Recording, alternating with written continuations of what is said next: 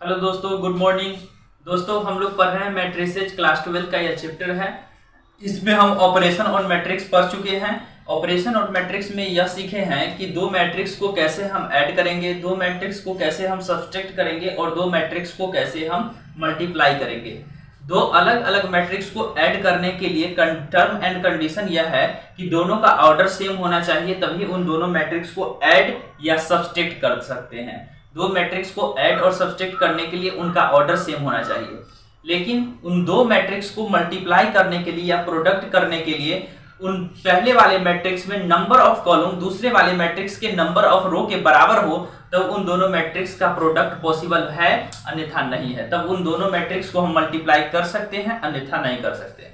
My dear student, आज हम सीखेंगे ऑर्थोगोनल मैट्रिक्स क्या होता है, साइमेट्रिक मैट्रिक्स क्या होता है और स्क्यू साइमेट्रिक मैट्रिक्स क्या होता है। इसके बाद हम क्वेश्चन को बनाना शुरू करेंगे। देखिए, शुरू करते हैं। देखिए, orthogonal matrix, A square matrix, A square matrix is said to be, a square matrix is said to be orthogonal matrix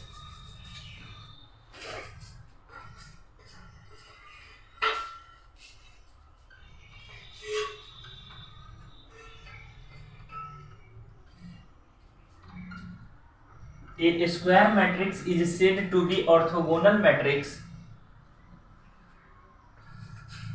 of n order if यदि, देखिए, कोई भी स्क्वायर मैट्रिक्स को हम ऑर्थोगोनल मैट्रिक्स तभी कहेंगे जब वह इन ऑर्डर का हो। कितने ऑर्डर का मतलब ऑर्थोगोनल मैट्रिक्स होने के लिए वह पहला नंबर कंडीशन यह है कि वह मैट्रिक्स कैसा होना चाहिए, स्क्वायर मैट्रिक्स होना चाहिए। मान लेते हैं कोई स्क्वायर मैट्रिक्स है जो इन ऑर्डर का है। देखिए, इन ऑर्डर का कोई स्क्वायर मैट्रिक्स है, ठीक है ना। मान लेते हैं let A is equal to Aij m cross n be a square matrix.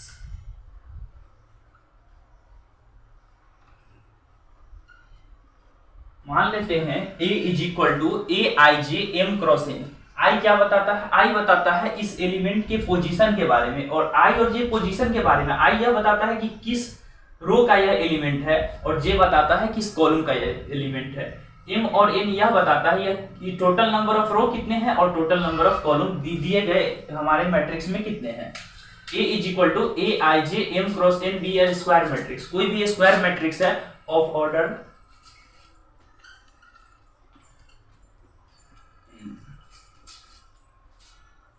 n order का कोई भी स्क्वायर मैट्रिक्स है, देन तब देखिए,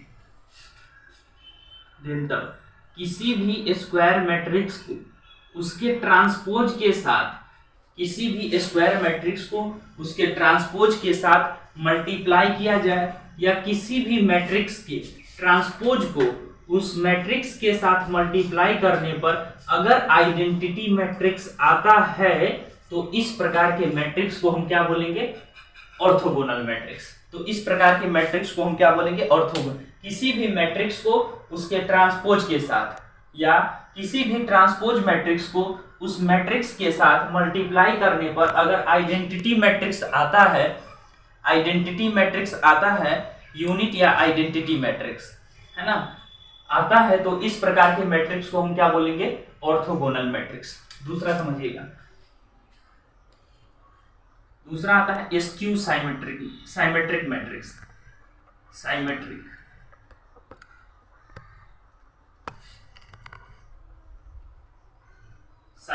मैट्रिक्स इफ मान लेते हैं A is equal to Aij m cross n be a square matrix.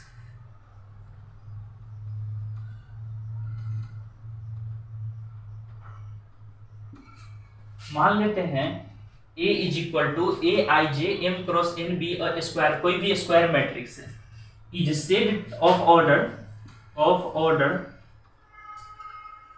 In order का है।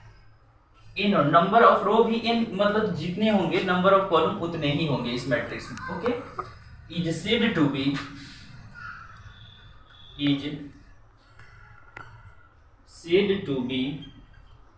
साइमेट्रिक मैट्रिक्स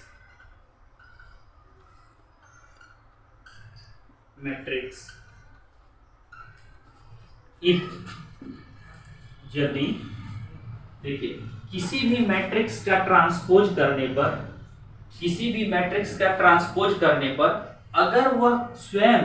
अगर वह खुद वह मैट्रिक्स आ जाए तो इस प्रकार के मैट्रिक्स को हम क्या कहेंगे? Symmetric matrix. किसी भी मैट्रिक्स का ट्रांसपोज करने पर अगर वह मैट्रिक्स स्वयं आ जाता है, खुद आ जाता है, वह मैट्रिक्स के इज इक्वल टू हो जाते हैं, तो इस प्रकार के मैट्रिक्स को हम क्या बोलेंगे? Symmetric matrix.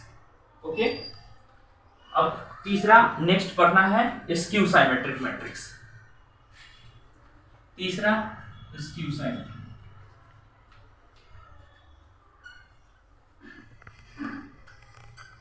Skew symmetric matrix.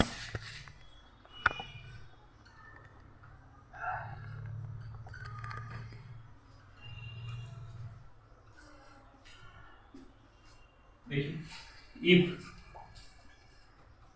A is equal to Aij m cross n be a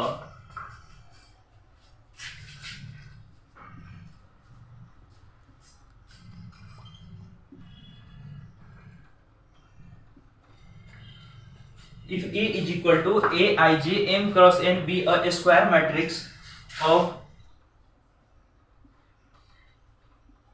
order n order का कोई भी स्क्वायर मैट्रिक्स है, is said to B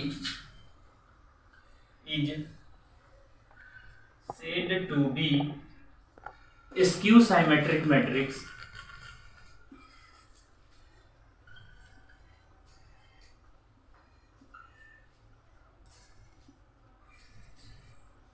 if skew symmetric matrix तभी कहलाएंगे इफ यदि मान लेते हैं कोई भी मैट्रिक्स A है, अगर इसका ट्रांसपोज करते हैं यह निगेटिव A के बराबर आता है तो इस प्रकार के मैट्रिक्स को हम क्या बोलेंगे? Skew symmetric matrix. किसी भी मैट्रिक्स का ट्रांसपोज करने पर वह निगेटिव A के बराबर अपने निगेटिव के बराबर आता है तो इस प्रकार के मैट्रिक्स को हम क्या बोलेंगे? Skew symmetric matrix. पहला हम पढ़े ऑर्थोगोनल मैट्रिक्स कि ऑर्थोगोनल होने के लिए या साइमेट्रिक होने के लिए या स्क्यू साइमेट्रिक मैट्रिक्स होने के लिए पहला टर्म ये और कंडीशन यह है कि वह मैट्रिक्स कैसा होना चाहिए? वह मैट्रिक्स किस प्रकार का होना चाहिए? Square matrix. वह मैट्रिक्स कैसा होना चाहिए? Square matrix. पहला टर्म एंड कंडीशन यही है, तीनों होने के लिए मैट्रिक्स कैसा होना चाहिए? स्क्वायर मैट्रिक्स होना चाहिए। ओके, ऑर्थोगोनल होने के लिए किसी भी मैट्रिक्स और इन ऑर्डर ऑर्थोगोनल होने के लिए किसी भी मैट्रिक्स को उसके ट्रांसपोज के साथ मल्टीप्लाई करने पर या किसी भी मैट्रिक्स के ट्रांसपोज को उस मैट्रिक्स के साथ मल्टीप्लाई करने पर अगर आइडेंटिटी मैट्रिक्स आता हो तो इस प्रकार के मैट्रिक्स को हम ऑर्थोगोनल मैट्रिक्स कहेंगे। साइमेट्रिक होने के लिए किसी भी मैट्रिक्स का ट्रांसपोज करने पर अगर वह मैट्रिक्स स्वयं आ जाता है, इटसेल्फ खुद आ जाता है, तो इस प्रकार के मैट्रिक्स को हम क्या बोलेंगे? इस प्रकार के मैट्रिक्स को हम साइमेट्रिक मैट्रिक्स कहेंगे। और स्क्यू साइमेट्रिक मैट्रिक्स होने के लिए किसी भी मैट्रिक्स का ट्रांसपोज करने पर वह अपने निगेटिव के बराबर -a के बराबर मतलब अपने निगेटिव के बराबर हो जाता है, तो इस प्रकार के मैट्रिक्स को हम क्या बोलेंगे? स्क्यू साइमेट्रिक मैट्रिक्स बोलेंगे। इतना आप नोट कर लीजिए, तो फिर इससे आगे हम चलते हैं।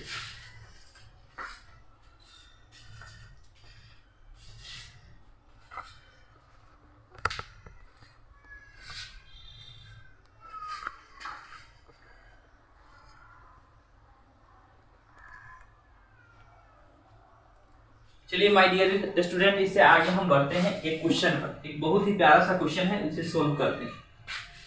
इसको हम मिटा रहे हैं, इससे आगे हम डिस्कस करते हैं।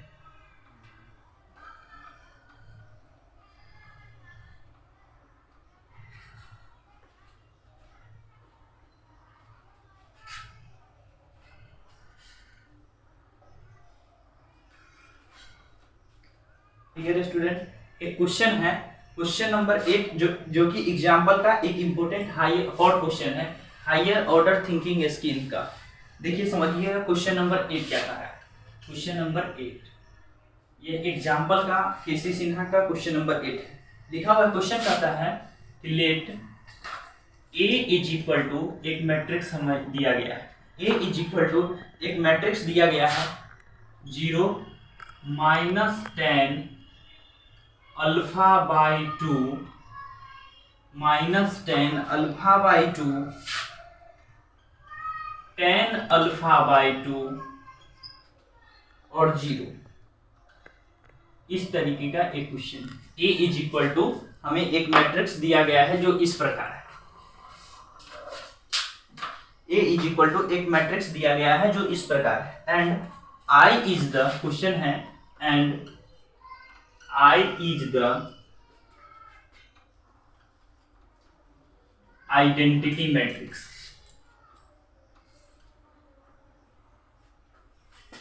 आइडेंटिटी मैट्रिक्स, देखिए यूनिट या आइडेंटिटी मैट्रिक्स किसको कहते हैं? अगर किसी भी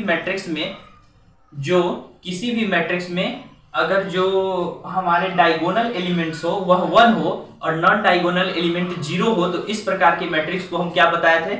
इस प्रकार के मैट्रिक्स को हम क्या बोले थे? आइडेंटिटी या यूनिट या आइडेंटिटी मैट्रिक्स। ओके, बोल रहा है आई कैसा मैट्रिक्स है? आइडेंटिटी मैट्रिक्स है।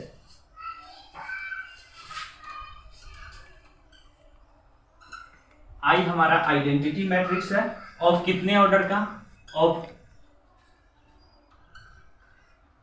ऑर्डर 2, 2 ऑर्डर का, मतलब उसमें नंबर ऑफ रो 2 होंगे, नंबर ऑफ कॉलम 2 होंगे।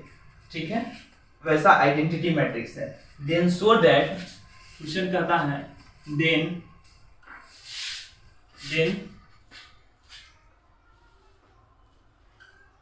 सो दैट, तो यह दिखा दीजिए, then show that identity matrix plus A बोले तो यही हमारा जो मैट्रिक्स दिया गिवन मैट्रिक्स है, ए इज इक्वल टू होंगे identity matrix minus A into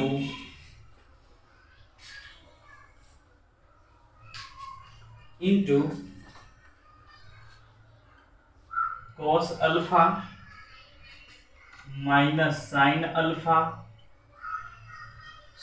alpha और क्या है? Cos alpha. क्वेश्चन कह रहा है कि आइडेंटिटी मैट्रिक्स प्लस ए की वैल्यू बराबर होगी इस पूरे के वैल्यू। तो चलिए इसे सोल्व करने की कोशिश करते हैं। चलिए my dear student, solution here A is equal to एक मैट्रिक्स दिया गया है, वो मैट्रिक्स हमारा क्या है? 0 -10 अल्फा बाई 2 10 अल्फा बाई 2 और 0। ए इज इक्वल टू हमारा यह मैट्रिक्स दिया हुआ है। ओके, देखिए 10 अल्फा बाई 2 है, इसे हम कुछ लेट कर लेते हैं जिससे क्वेश्चन बनाने में हमें क्या मिलेगा? सुविधा मिलेगा। ठीक है, हम इसे लेट कर लेते हैं। Let 10 alpha by 2 is equal to, हम एक्स लेट कर लेते हैं। देन तक अब हमारा जो ए मैट्रिक्स है यह कैसा हो जाएगा? ए इज इक्वल टू, यह मैट्रिक्स 0 तो as it is, 10 alpha by 2 के जगह पर लिख देंगे x, यहाँ भी 10 अल्फा बाई 2 की जगह पर x और 0। यह मैट्रिक्स हमारा जो ए मैट्रिक्स था अब ऐसा हो गया। ठीक है, तो फ्रॉम एलएचएस साइड से, फ्रॉम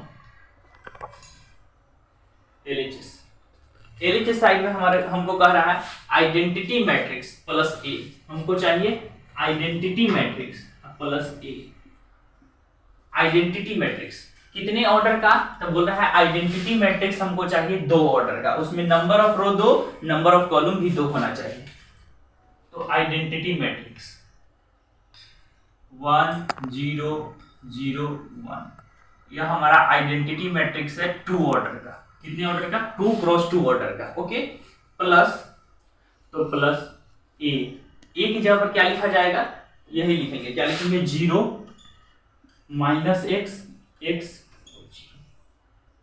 दोनों को ऐड करना है। यह भी हमारा 2x2 ऑर्डर का है, दोनों को ऐड करना पॉसिबल है। जब ऐड करेंगे तो रिजल्ट बनेगा 1 माइनस एक्स और 1। जो रिजल्ट बना वह भी 2x2 ऑर्डर का बना। जब LHS को सोल्व किए तो यह आया। माय डियर स्टूडेंट, अब हम RHS को सोल्व करते हैं। अगर इसके इक्विवेलेंट आएगा, इसके बराबर आएगा तो प्रूफ हो जाएगा, सो दैट हो जाएगा। अगर इससे डिफर होगा तो प्रूफ नहीं हो पाएगा। तो चलिए हमारा LHS को सोल्व करके इसे छोड़ देते हैं, यहीं पर ब्रेक कर देते हैं। अब नाउ RHS को सोल्व करते हैं।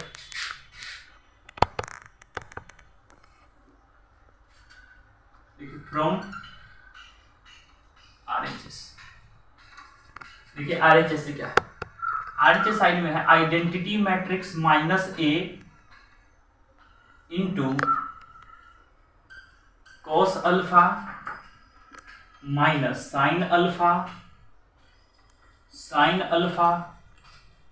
और कॉस अल्फा। देखिए आइडेंटिटी मैट्रिक्स कितने ऑर्डर का लेना है, 2x2 ऑर्डर का, 1 0 0 1 माइनस ए बोले तो 0 माइनस एक्स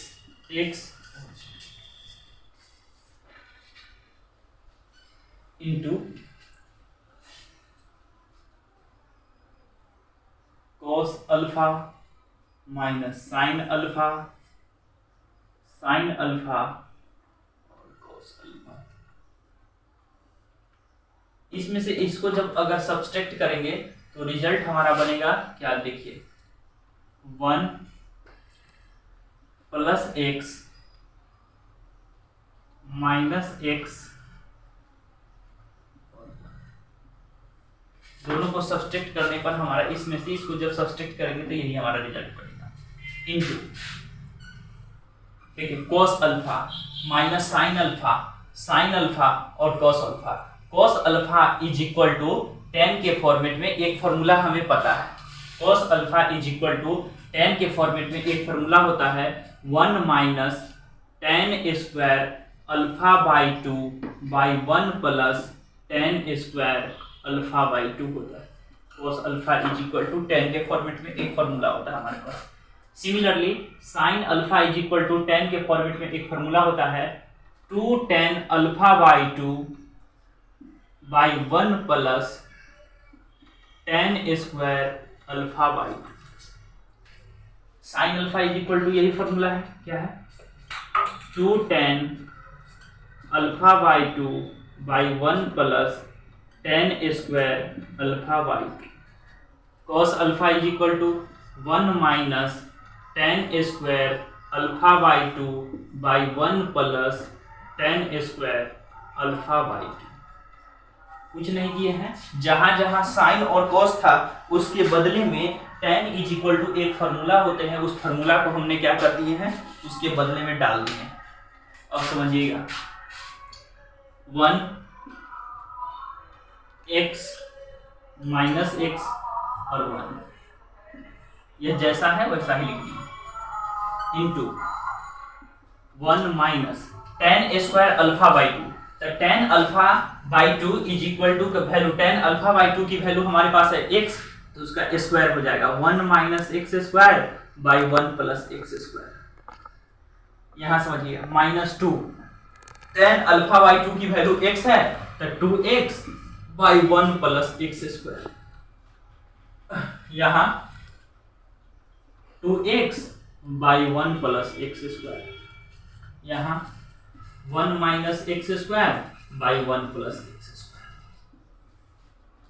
अब हम इन दोनों को मल्टीप्लाई करेंगे। जब इन दोनों को हम मल्टीप्लाई करेंगे my dear student, first row से फर्स्ट कॉलम में, फिर फर्स्ट रो से फर्स्ट कॉलम में मल्टीप्लाई करके फर्स्ट रो में ही लिखेंगे, फर्स्ट रो से सेकंड कॉलम में मल्टीप्लाई करेंगे और फर्स्ट रो के सेकंड कॉलम में लिखेंगे। इस तरीके से दोनों का आपस में हम मल्टीप्लाई करेंगे तो जो रिजल्ट बनेगा वह इस प्रकार होगा। देखिए दोनों को मल्टीप्लाई करने पर रिजल्ट बनेगा 1 माइनस एक्स और 1, जो कि 2x2 ऑर्डर का है। इसकी वैल्यू RHS की वैल्यू LHS के वैल्यू के बराबर है, हेंस अतः हम कह सकते हैं the value of LHS is equal to the value of RHS।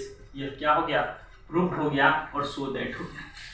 यही हमारा क्वेश्चन था, इसे नोट कर लीजिए, बहुत ही इंपॉर्टेंट यह हॉट क्वेश्चन है। Higher order thinking skill,